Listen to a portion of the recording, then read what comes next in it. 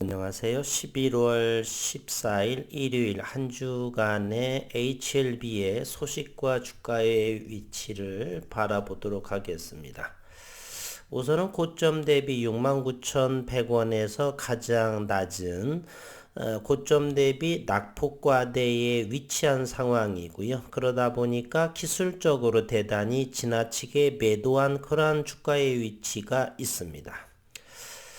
주식 관련 그러한 사이트에서는 아직도 리픽싱에 대해서 35,800원 정도까지 오지 않겠느냐.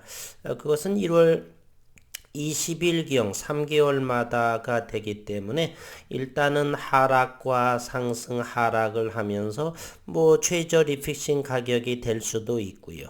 아니라고 한다라면 반등을 하고서 나중에 될 수도 있고, 아니면 최저 리픽싱 가격까지는 오지 않을 수도 있기 때문에 미리 섣부르게 판단하는 것은 위험스럽다라고 말씀드리고요.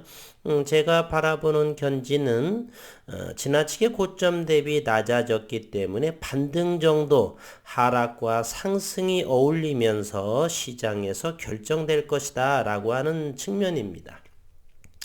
그리고 어제에 또 베트남에서의 그러한 나노코박스 자국에서의 생산하는 백신에 있어서 지침을 이렇게 나온 것이 있는데, 그것을 한번 내용을 보겠습니다. 많은 분들이 보셨을 것이고요. 또 보지 않으신 분들을 위해서 다시 한번 확인해 보도록 하겠습니다. 저는 개인적으로 베트남 정부의 소원이죠. 그곳에서도 자국의 백신을 가지고 있다, 코로나 백신을 가지고 있다는 자부심 등등으로 인해서 저는 시간의 문제이지 시장에서 긴급 승인도 나오고 또 세계보건기구에서의 승인도 저는 나올 거라고 봅니다. 그 시기는 언제인지는 예측은 못하겠지만 어쨌든 그동안의 총리 또는 주석 많은 분들께서 관심을 가지고 나노젠 기업에 대해서 적극 밀어주는 또는 방문하는 그러한 것으로 보게 되면은 시간의 문제이다라고 생각을 합니다. 어제 13일자 오후 3시경에 올라온 기사의 내용인데요. 나노코박스 조건부 허가가 될까? 베트남의 보건부에서는 백신 승인 원칙을 공개했다라고 했습니다. 베트남 보건부가 자국에서 개발한 백신의 사용 승인에 대한 지침을 공개했다. 13일 베트남 언론 팜누아스에 따르면 지난 11월 점반투언 보건부 차관은 백신의 중간 임상 결과의 안전성, 유효성을 검토하는 수정 지침 넘버 5259에 서명을 했다라고 했습니다. 이번 수정 지침은 지난 8월 코로나19 백신의 안전성과 유효성에 대한 임상 3상 중간 평가만으로도 조건부 허가를 받을 수 있다는 것보다는 훨씬 자세한 내용을 담고 있다. 가장 눈에 띄는 부분은 보호 효과에 관한 내용이며, 이번 지침을 통해서 베트남 보건부는 면역 원성 자료에 근거한 보호 효과가 백신의 임상 중간평가 결과에 있을 경우 조건부 허가를 고려할 수 있다. 면역 원성 자료에 근거가 한 보호 효과가 백신의 임상 중간평가 결과에 있을 경우 조건부 허가를 고려할 수 있다라고 했고요. 한 번 더 언급을 했습니다. 또 임상 3상 과정 기간 동안에 이상 반응에 대한 충분한 추적 자료를 확보해야겠다. 아울러서 백신의 안전성 평가를 위해 최소 3,000명 이상의 자원봉사를 확보해야 한다라고, 이렇게 세 가지에 대해서 좀 더 구체적으로 이렇게 언급이 됐고, 이러한 지침은 미국 식품의약국 FDA와 미국 의약품청과 같은 국제기구에서도 인정하는 방식이라고 이 언론은 보도했습니다. 이번 지침을 두고 나노코박스의 긴급 사용 승인 가능성도 현지에서는 조심스럽게 제기되고 있고, 이번 수정 지침 넘버 5259의 조건을 나노코박스가 만족한다는 것, 그럼에도 언제 나올지는 확인할 수가 없고요. 일단 또 나온다 손 치더라도 주가에 있어서는 큰 상승보다는 하루 일회성, 그러므로 인해서 HLB는 리보세라닙과 백신 이러한 양쪽에 재료로서 2022년 내년도에도 의미 있는 내용으로 진행이 될 거다는 그 정도라고 저는 생각을 하네요. 주가가 많이 오르면 좋겠지만 많이 이제는 알려진 내용들이고 해서 현재 나노코박스는 임상 3상 중간 결과에 대해 베트남 윤리위원회의 승인을 받은 상태이고 다만 베트남 보건부는 나노코박스의 임상 결과를 두고 코로나19와 델타 변이로부터 보호효과가 있다는 결론을 내리기엔 충분한 데이터가 없다는 평가를 이미 내린 바가 있습니다. 10월경에. 대신 나노제는 백신의 면역 원성에 대한 데이터를 기반으로 보호 효과를 추정해 과학성을 입증했다라고 알려졌고 다만 세계보건기구 지침에 따라 백신의 면역 원성 50% 이상의 보호 효과가 자료가 있는지는 확인된 바가 없다. 또 나노제는 나노코박스 임상 3상을 1만 3천 명의 지원자를 대상으로 진행했고 3회 이상에 참여한 1,000명의 나노코박스 2차 투약까지 완료하고 결과를 도출한 바 있다. 3비상 지원자 12,000명의 1차와 2차 접종을 모두 마친 상태. 따라서 11월 지나 12월 늦어도 12월 정도면은 어떤 베트남에서의 발표가 나오지 않을까요? 그러한 생각을 해봅니다. 그렇기 때문에 지루한 이러한 긴급 승인에 대한 부분이 한 달 이상 정도로 지연되고 하는 바람에 이렇게 주가가 조정이 나왔고요. 이제 시기적으로 누구나 다 이제 원망하고 원성을 드높이고 그러한 찰나에 주가는 움직이는 그러한 경향이 있죠. 마치 이러한 개미 패턴을 우리가 잘 알고 있듯이 주가가 고점을 찍고서 반등을 하고 그러한 보면서 물타기 하면서 이렇게 8대쯤에 이제 하방 경직이 되고 올라가는 그러한 위치가 아닌가 하는 생각을 해봅니다. 그래서 지난 금요일에 38,500원대는 괜찮지 않나 하는 생각을 해보고요. 이제 한번 이번 한 주 동안에 공매도 지난 금요일에 6만 주가 나왔죠. HLB 생명과학은 공매도가 좀 더 적었습니다. 9,287주가 되고요. 그리고 대차 상황을 한번 보겠습니다. HLB입니다. 대차를 보게 되면 25만 4,945주가 지난 금요일에 또 늘었습니다. 그리고 상환은 27만 주. 상환과 대차가 공존한다. 그러면 우리는 어떤 해석을 해야 될까? 여전히 대차 잔고는 1448만 주, 즉 대차 잔고는 1400만 주대를 가지고 1400만 주에서 1500만 주의 박스 안에 있으면서 상환과 대차가 공존한다. 따라서 공매도나 또는 파생 상품으로 이용될 이 대차 물량이 지속적으로 출회가 되고 시기의 상황을 봐서 그리고 상환도 이어지고 대차는 지속적으로 늘어나는 것이 공매도도 여전히 변함없이 늘어날 것 같습니다. HLB 생명과학 역시도 지난 금요일에 34만 주의 대차를 했다라고 하는 건 공매도를 또 치겠다.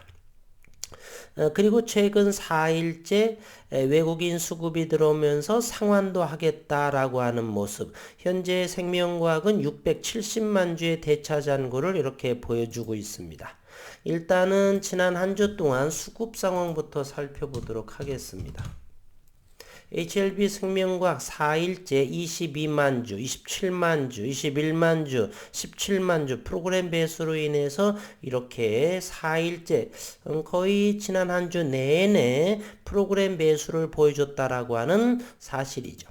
HLB 역시도 마찬가지입니다. 지난 4일째, 지난주 한 주 동안 내내 월요일을 제외하고는 나머지 전부 19만 주, 13만 주, 12만 5천 주, 9만 주 정도의 또 수급을 프로그램 매수를 보여주고 있습니다. 이러한 모습을 보면서 대차도 또 상환도 늘어나고 있는 그러한 상황이고요. 그래서 이번 한 주 정도는 최소한은 반등의 모습을 보이지 않을까 하는 생각을 해봅니다. 기술적으로 보나 고점 대비 저점을 형성하거나 아직은 리픽싱이라고 하는 것이 아직은 충분하게 2달 정도가 더 남았죠. 1월 20일경에 리픽싱을 하기 때문에 그래서 요 정도는 위치가 괜찮지 않나 하는 생각을 해보고요. 일주일 주봉의 모습을 보게 되면 여전히 지속적으로 하락을 해서 주가를 오래를 하다 보면 끝없는 하락이나 끝없는 상승이 없다는 것을 우리는 알 수가 있습니다. 그런 차원에서 많은 분들께서 놀란 나머지 계속해서 손절하고 그러한 또는 수급이 들어오지 않는 상황에서 누군가는 다시 바닥권에서 조심스럽게 담아가고 있다. 저는 이렇게 생각을 합니다. 또한 주가가 상방향으로 반발 매수세가 들어올 수도 있고 하락이 지속된다 손치더라도 HLB 차원에서는 35,000원 정도가 상승하기 시작한 것이 33,000원, 32,000원에서부터 33,000원이라고 한다면 이곳 38,900원, 39,000원대에서 주당 7,000원 정도 또는 최고로서 7,000원, 주당 7,000원 정도, 내지는 주당 3,000원 정도이기 때문에 충분히 요거에서는 1차 저점 매수를 공략을 해도 물론 올려주게 되면 차익을 올려주면서 또 밀리게 되면 차익하면 될 것이고요. 요 현 상태에서 또 가격 조정이 심화가 되면 두 번째, 세 번째까지는 추가 매수를 하면 평단가를 낮추어 질 수도 있는 그렇게 되면 단기 물량 장기적으로 이제 이 저점이 형성이 되게 되면 저점 근방까지 주가가 가격 조정이 나온다라면 대기 매수세 장기적인 대기 매수세도 저는 충분히 나올 거라고 생각하기 때문에 현재의 위치에서는 손절이라든지 그러한 것은 의미는 좀 없고 추가 매수의 위치를 가늠하는 수급이 새롭게 나올 것이다라는 생각을 해봅니다. HLB 생명과학도 일봉상에서 보면 그와 같은 현재는 13,500원대라고 이렇게 보여지고요. 분봉의 모습을 한번 살펴보겠습니다. HLB는 현재 이 위치에서 38,500원 정도 이 정도 괜찮아 보이죠.